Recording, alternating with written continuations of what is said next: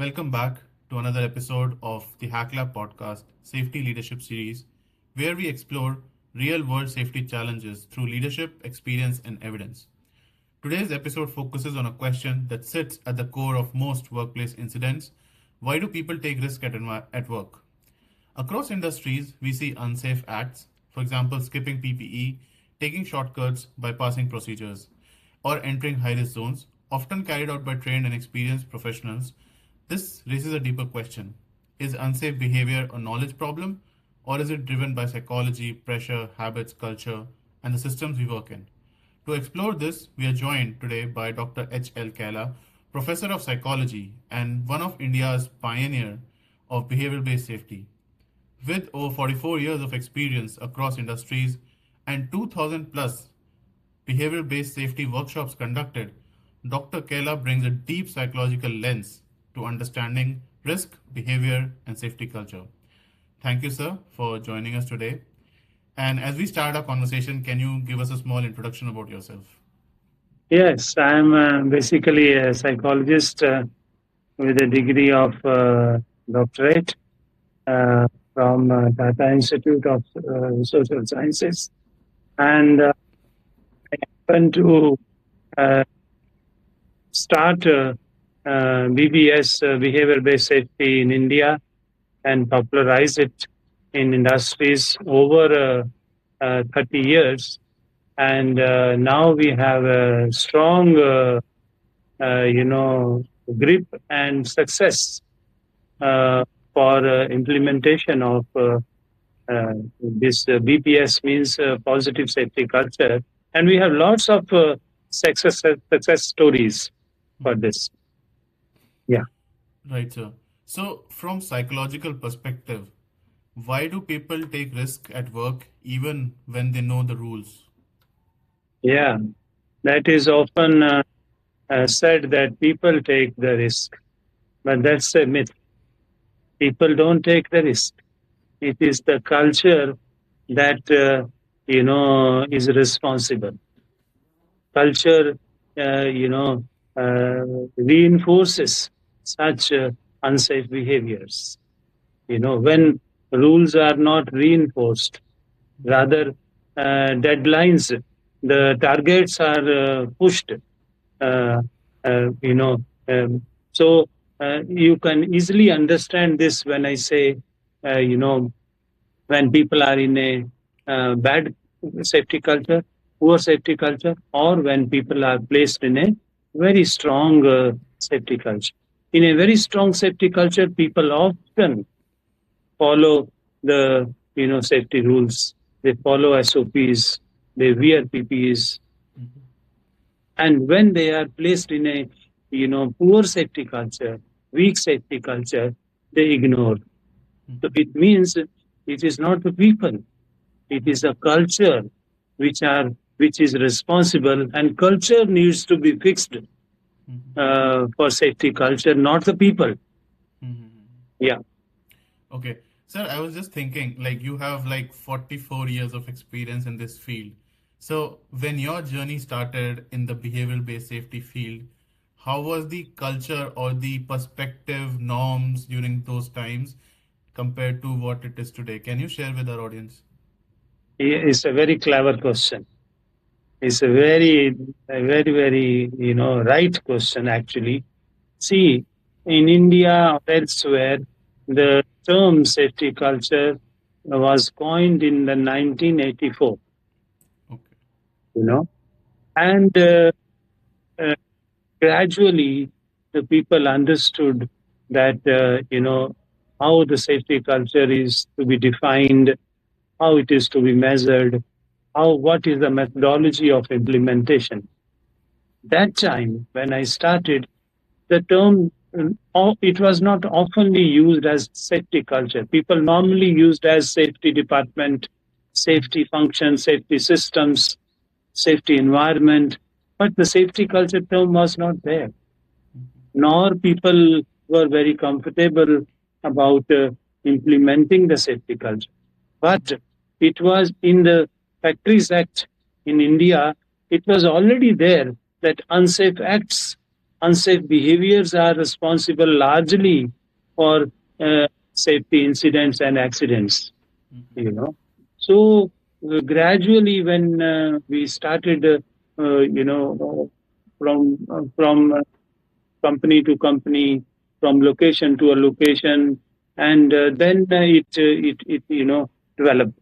It developed, then people started understanding. And by the way, we also started holding national national VBS conference, national BBS conferences. And Mm-hmm. in this month, January 26th, we have concluded 10th national BBS conferences, just to spread the awareness across the country, so that people are more aware and clear about the concepts of behavior based safety, how this safety culture can be evaluated, how it can be strengthened further. Mm-hmm. Okay, sir. So that's a very good initiative to host conferences so that more people, I think more managers and upper leadership team is aware of the importance of behavioral based safety. So, sir, is unsafe behavior more about a personal or individual choice or about the systems and environment people work in? It is actually the environment that alters their choices. It is not personal choice that people want to have a unsafe act. People, nobody wants to have an accident. Mm-hmm. Isn't it very clear? Yes. Nobody wants to have any accident. It means it is not their choice. Mm-hmm. So when they are into the environment in which they are pushed into deadlines, they are Mm-hmm. pushed into achieving targets within a short time. Then they are they get into, then they don't have their own choice. It is the environment that is altering their choice. So it's a cultural trap, actually. Mm-hmm. It's a cultural trap in which they are in. you know so we don't say that people have choices. No, no. rather Right. rather companies, corporates have choices to go for a best safety culture or a weak safety culture. Their Mm-hmm. top managements, they have to make choices. The leadership have to make choices. Right. So, sir, I hear sometimes that suppose an accident happens on site, the manager said, I told these guys to wear this, they don't listen to me, and all that stuff. They try to push on the blame to the last guy standing who's actually in the line of fire. Um, so, how do you see this type of culture? Do you see it still persist? Yes, yes. See, there are uh, four type of cultures. First one is the reactive safety culture, where people are blamed. Fault finding is there, and they are the gate passes are snatched. The work is stopped. So this negative and reactive safety culture is still there. Mm-hmm. But but companies which are proactive, they don't follow it so much. But in India, we say that most companies follow this reactive safety culture Mm-hmm. and blame. But as I said, it will not help if you go on blaming and go on doing the fault finding, and incidents will keep on happening. The safety culture will never improve. Mm-hmm. So blame is not the way. The Right. way is to improve the safety culture, which means if you find one person is doing unsafe behavior or at risk behavior, which has a potential risk for any accident, it means he is not alone. Mm-hmm. Around him, minimum 30% people are doing unsafe behavior. Mm-hmm. So it means it is the under the under the it is within the information of the engineers and the managers that these at-risk behaviors are going on.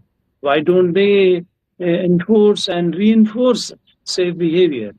Mm-hmm. It means they allow it. Yeah. They allow it to happen for the sake of achieving, their targets. Yes. Mm-hmm. So that is the way it is. Right. Sir, many of my friends in India, they tell me that value of life in India is very less. Many of my family members also tell me. And when I see the news, it feels the same, that the value of life in India for a common man is very low. So, how does it relate to behavior? Do you see it has a psychological aspect to this? Definitely, definitely. See, and the national culture or social culture or how people behave on the road, and it definitely affect the safety culture at the workplace. They are Mm-hmm. all correlated because behavior of the person is same wherever he goes. Mm-hmm. If person is doing unsafe behavior at home, he is also doing it uh, at on the road while driving. He is also doing it at the workplace. So Mm-hmm. definitely, that is why the progressive companies, the proactive companies, innovative safety culture, those who follow, they see that the safety culture becomes a corporate value. Not Mm-hmm. only it is a priority, but it becomes a value. Value means it's a shared responsibility for people. They value the life of each other. Mm-hmm. They observe and they care for each other. They Mm-hmm. care for each other, and they see that the unsafe behavior does not hit anybody. It doesn't take the life of anyone. Yeah. Right, sir. Okay. So, sir, does experience make workers safer, or does it sometimes creates overconfidence and normalization of risk? Yeah, that is true. See, the experience, over experience, more experience, people will say, okay, I have 20 years experience, nothing has happened. No, if you go on repeating unsafe behavior, it can result into, any time it can result into accident anywhere, Mm-hmm. not only workplace but elsewhere also. Mm-hmm. So when unsafe behaviors do not result into accidents or incidents, people normalize it. Mm-hmm. They normalize the deviations. So it is called NOD, normalization of deviations. They Okay. consider it is normal that it has not happened in the past, so it is not going to happen. So that's Mm-hmm. a great trap. Mm-hmm. That's a great. They can lose life anytime if they are into repeating unsafe behavior ever. They should not take such a risk anywhere Mm-hmm. in the family or on the road, anywhere. Yeah. Right. Okay. Sir, let's take an example. Suppose you are my manager and I am an employee working under you. You ask me to do a task, I complete that task, and then I go to my other colleagues. I'm like, sir told me to wear this, I did not wear it, and I completed it faster. You see, I'm so good. And then this comes to your attention, So then, how would you react or take preventive actions in this kind of a scenario?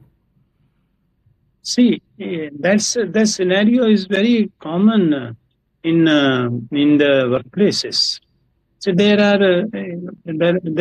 are two kind of manager. One that he will ignore it, that he says okay, nothing has happened, so it's a so you know so we call it a poor uh, safety culture. But on the other hand, it's not only manager, even your colleague will stop you if you are working without a PPE or without SOP or without any safety standards. They will stop it. They will not. So it depends. It's not only manager. In your colleague, your worker, your seniors, they are anybody. Strong safety culture means anybody, regardless of hierarchy or position or Mm-hmm. experience, they will stand firm for your safety, for your life. Okay, but maybe I'm wrong, but I think no one stops, right? I mean, Yeah, that's what I'm saying. See, the companies who have long-term safety cultural intervention, there they will there like companies like DCM Shriram, companies like Toyota, Thyssen Group, Thermax, Semcop Energy. These are the few companies names I have given, which has a very strong safety culture.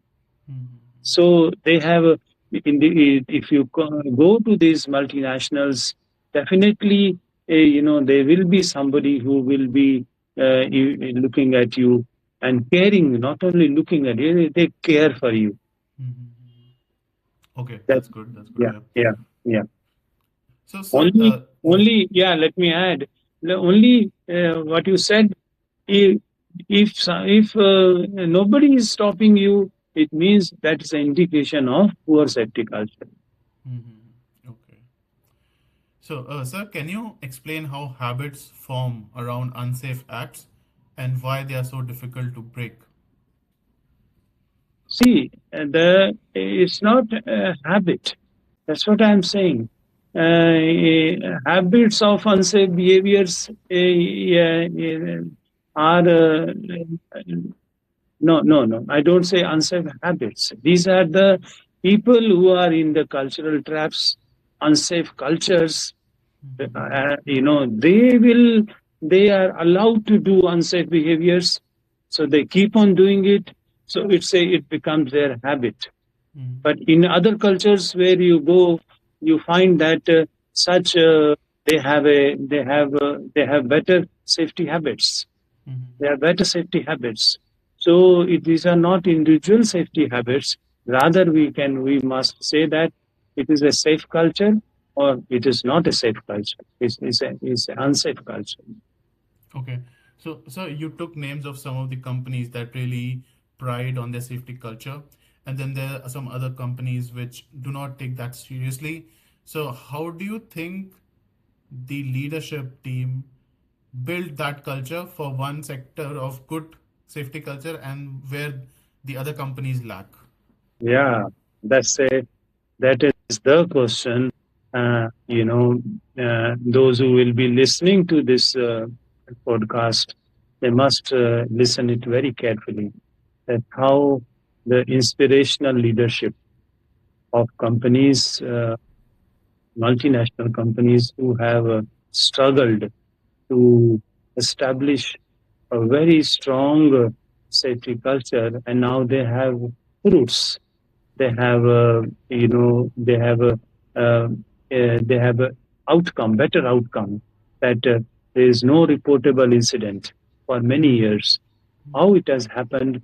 Because they have not taken behavior based safety or safety culture as a training. They have taken it as an implementation over the years, not just one training. So there is a big difference, significant difference between the companies, those who do not want to spend on safety culture, and or those who want to just conduct a one-time training. They won't get benefit. But companies, those who leadership, those who see that the they will reinforce, they will reward, and they will also review the safety culture from time to time. The companies which I have named, see the managing director, the CEO of the company would be on the shop floor to have a dialogue with the associates, the workmen, to reward them. The whole time director of the EHS would be sitting in the training to understand how this training can go forward for for achieving the results. Okay, and in other companies where we have a very strong culture, they believe that it is not only the top leadership, but also each workman will lead the safe behavior at the shop floor. So there is a difference. How and And the companies who have very strong culture, they see that each of their manpower, each of their workmen, till the last employee, they are trained to do observations. Mm-hmm. They are trained to care for their colleagues. So the leadership role is their presence at the shop floor is very, very essential, and they see that over the years the system, the safety culture does not get complacent. Mm-hmm. They review it. They focus on the see that the safety culture is a part of the EHS policy. It is a part of the values of the company. So that is how the very strong, and it is monitored uh, quarterly, monthly at the board level. So directors of the companies are very actively involved in you know uh, in building the safety culture, because they are aware that Mm-hmm. even a single unsafe behavior uh, anybody can result into uh, huge amount of losses and lives of people in terms of fires and fatalities. Right. So they are very aware. So they don't leave any effort Yeah. uh, unturned, so that they keep on refreshing and innovating the safety culture from time to time. Not only the behavioral safety culture, but also see that the psychological safety culture uh, also is in place, because if people are not psychologically safe to Mm-hmm. speak up, Mm-hmm. they are not comfortable, how they will speak up for any unsafe behavior. So Mm-hmm. psychological safety is very, very important. That along with the behavioral safety culture, it must be clubbed as a part of the total safety culture. Yeah, Right, sir. So, sir, I was thinking like you have conducted over 2,000 workshops in India. Can you share any interesting stories which you come across through these sessions? I mean, don't have to take the name of the company, but just the yeah, story. Yeah. yeah, absolutely. See, the across India and other places in the world, we have seen that the companies which used to have fatalities almost each month, and when they have implemented uh, very properly these behavioral safety culture system involving their not only in leadership but also down the levels, Mm-hmm. they have seen that there is zero fatalities. Okay. There are zero fatalities, and they have achieved, a very, very, very, very, what should I say, a, a, a result which they did not think of. So Mm-hmm. how to stop fatalities, which are happening every month. So it is a challenge in before the management. So when they and it's a challenge for families, it's a challenge for the entire manpower. So Mm-hmm. when they have understood that, yes, implementation of the BPS safety culture, it can save the lives of the people. It can save your business also, because Mm-hmm. when the fires and fatalities are happening, it's also affecting your business, Yes. Mm-hmm. isn't it? So the it was this is one, and secondly, we have also seen that where when we started the building the safety culture, we found that at-risk behavior, the percentage of at-risk behavior was almost 30%, and Mm-hmm. percentage of safe behavior was 70%. Okay. So when they implemented this BBS, and start developing the observers across the company. And they found that over the years, the 70% safe behaviors are gone up to 95%, 99% over the years. Okay. Each year, there is an incremental value. And this at-risk behaviors from 30%, it has gone to almost, 1%, below 1%. And that all happened because they have been, you know, they have a non-stop, they have focused on non-stop awareness. That is called NIA, non-stop awareness. Over the years, they went on building the awareness. And with this constant awareness, people started, building their beliefs. From awareness, they build their belief. And then you have a consequences of zero harm, at the workplace. So there are many such case studies where we have you know, at one of the another, oil and petroleum installations, we found that there was about 30% at-risk behavior. And when they started implementing this intervention, they found that for 3 years they had no reportable incident. And there was increased involvement of the top management, and also involvement of their operators, technicians, engineers, supervisors, and the workmen. So Okay. there's a remarkable result, I want to say, when people go for safety culture. It's an investment. It's a for the company which has lots of economic value for them. They can save themselves from losses of in terms of accidents. Each accident can be, you know uh, can amount to crores and millions of money. Sir, Yeah, one question I was thinking, you mentioned about interventions. yeah, So, can you tell me few interventions that help promote behavioral based safety? yeah.